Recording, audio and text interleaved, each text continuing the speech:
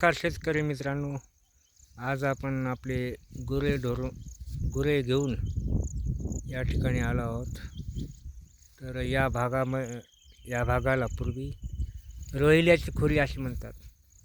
कारण असं होतं की निजामाच्या काळात पूर्वी मराठवाड्यात निजाम राहायचे. त्या काळी इथं रोहिले राहायचे आणि ते गाव वगैरे लुटून या खोरीमध्ये राहायचे, म्हणून याला आता रोहिल्याची खोरी अशी म्हणतात. तर हा भाग आता अतिशय निसर्गरम्य झालेला आहे. पावसाळ्यामध्ये विशेषतः इथे फार गवत होतं आणि या गवतासाठी मग गुराखी आपले गुरे घेऊन येतात.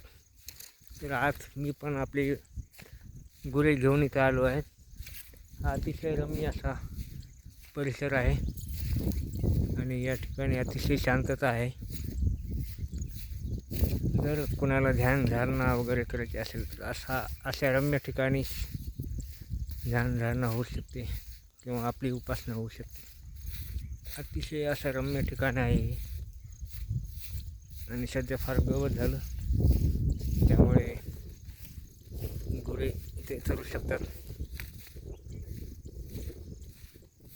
आजूबाजूला डोंगर आहे. तर आता पावसाची आवश्यकता आहे, पाऊस नाही सध्या.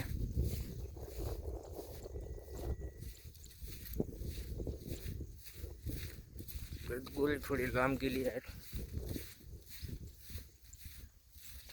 हे सागाचे झाडे आहेत काही, आणि काही इतर झाडे, विशेषतः पळसाची झाडे जास्त आहेत.